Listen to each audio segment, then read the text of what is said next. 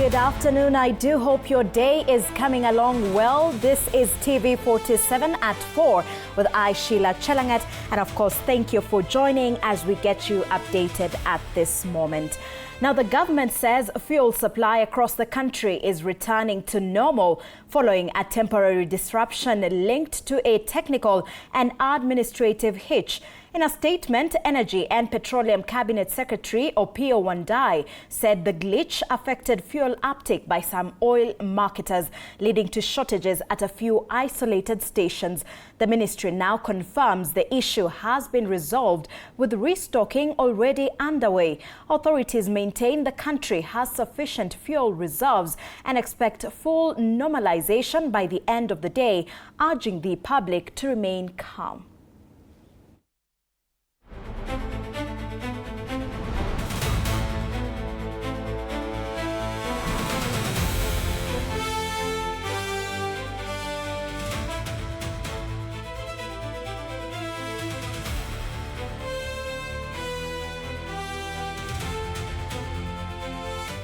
Well, still here in the capital, commuters in Nairobi's Eastlands were left stranded after matatu operators downed tools over rising insecurity.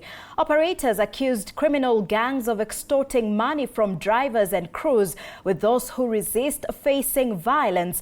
They claim one driver was killed in the latest incident. Now, the protesters also alleged harassment and bribery by traffic police, saying the situation has made operations unsustainable.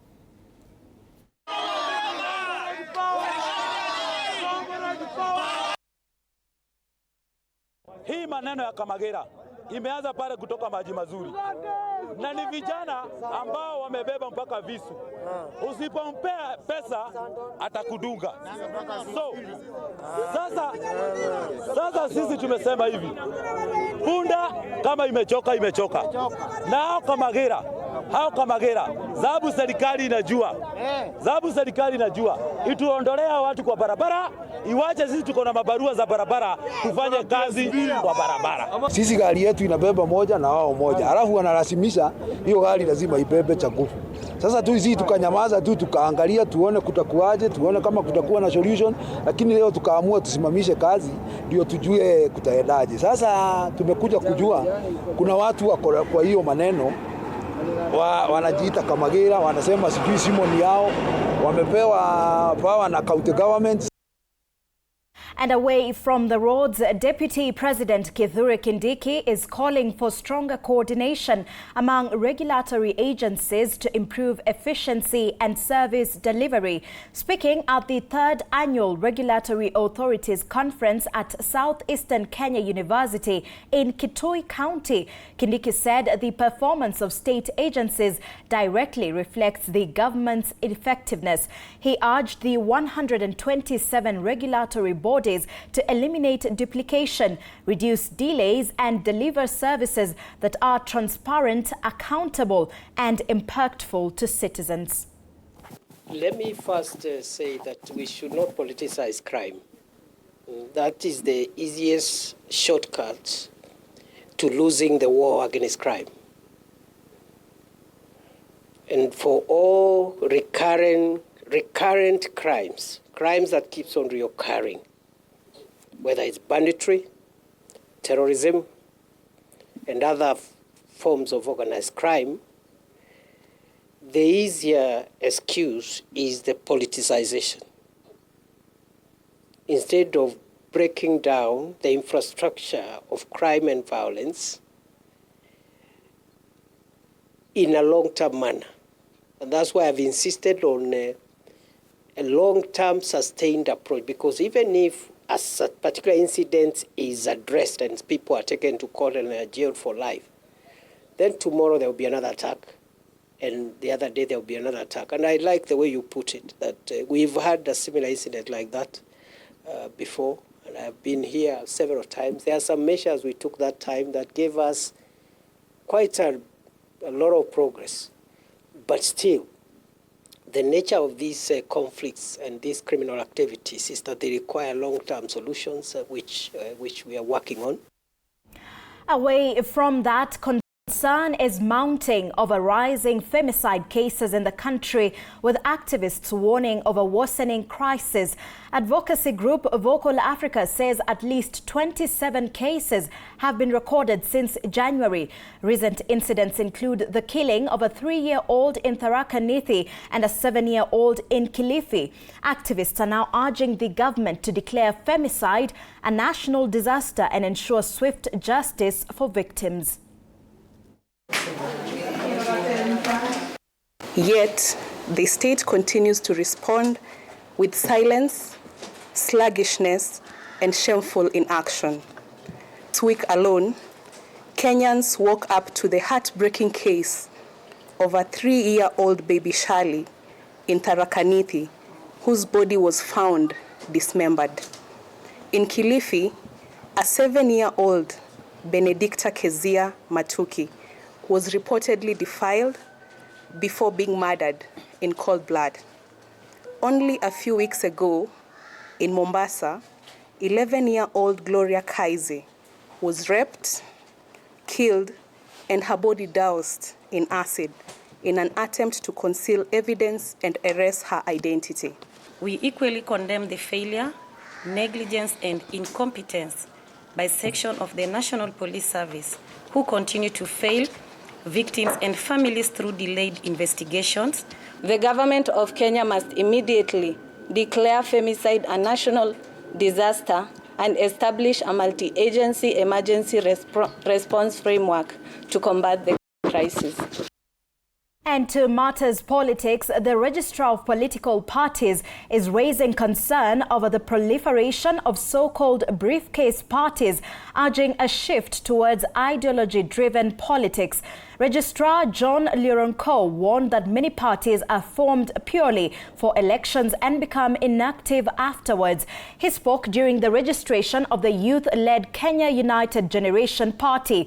Party officials, led by Chairman Vincent Munywoki, say their formation seeks to give youth a stronger political voice ahead of next year's polls. Mr. Judge. Let it be very clear that you stand for something, so that we stop having this cycle of parties that have a five-year cycle. Election comes and then election appears and all the parties disappear. For the next election, you have different ones. Where did the ideology disappear? It went with the 5 cycle of election. You know, so I think it's important that as parties we articulate the ideologies we want to stand for, and that should actually be tied together with the national values of this country. Chama hichi hakitasambaratika baada ya miaka 5. Ukiangalia chama hiki kimetengenezwa na vijana wa hii nchi. It is a party by the young people. The energy of the young people is what is driving this party. We will include every person. We will have equality. Every person deserves equal development in this country. KUG is a party which will not entertain any ethnicity. Now, the Central Organization of Trade Unions has strongly criticized former Deputy President Rigathi Gachagua over his recent remarks on the labor movement. KOTU accused Gachagua of making reckless attacks aimed at undermining workers' institution. Now, the union defended Secretary General Francis Atwoli, citing his long record in championing workers' rights. It dismissed the criticism as publicity-seeking, linking it to recent Labor Day announcement, including a 12% general wage increase. KOTU maintains the labor movement remains steadfast and warned against politicizing workers' issues. People should not think about that if we work with the government, then we are necessarily UDA members. We are not. We work with the government of the day to facilitate running of this organization. The workers are the main drivers of the economy of this country. So if we have to create a situation where everything that the government does you have to oppose for the sake of it, then I think we shall have lost it all. What we do is we criticize government when we have to criticize. We support government when we have to support government. And switching gears to matters health, efforts to tackle non-communicable diseases have received a boost with the launch of a new evaluation report on diabetes and hypertension care. The NCD Alliance Kenya unveiled the Mwanga Care Program report, highlighting progress in expanding access to community-based care in Meru County. Findings show improved screening, treatment, and long-term management of patients. Experts are now calling for scale-up of community health models, stronger medicine supply chains, and better integration of NCD services into primary health care. Project which was implemented between 2022 and 2024. And we do have the data of the number of individuals who are screened, the number who are referred, and the number who actually were linked to the facility and continued to ongoing treatment and care. Diabetes and hypertension, and many NCDs tend to be diagnosed late because of lack of awareness in our communities about these conditions, how they present, and what their risk factors are. So by working with community health workers who have been trained on some of these NCDs to disseminate information to their community members, we believe that community members will be more aware of the risk factors for these conditions and the signs and symptoms of diabetes and hypertension, and therefore the need to seek health care at an earlier stage rather than being diagnosed when they're already going blind or already have kidney problems.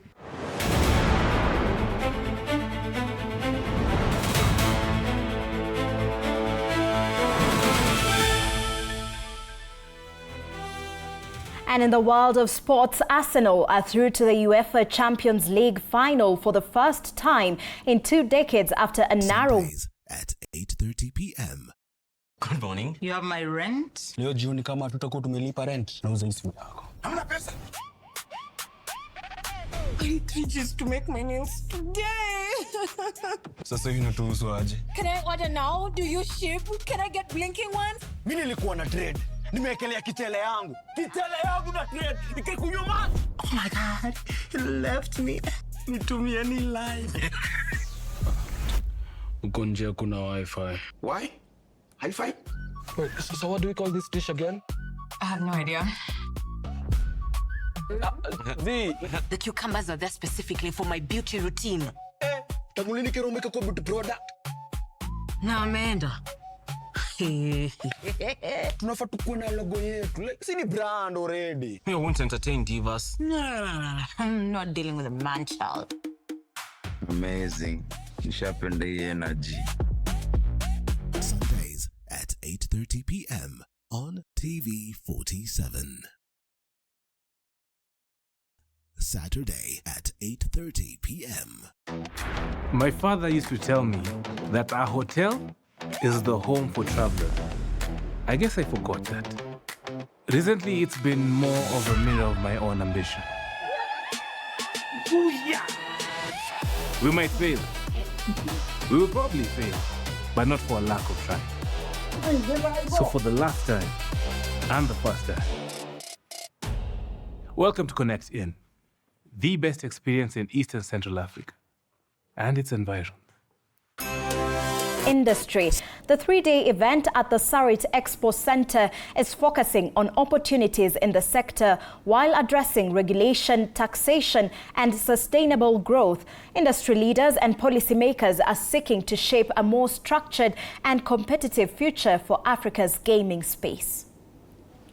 The banks have had to follow the transformation. Almost every sector of applications and any other approvals to build a lasting legacy within Kenya's gaming landscape. The introduction of a 3-year license terminable returns. One of the biggest problems in... Well, that's all we had for you at this hour. More updates at 7 p.m. and 9 p.m. So do stand by for that. And of course, do enjoy the rest of your viewership. Good afternoon.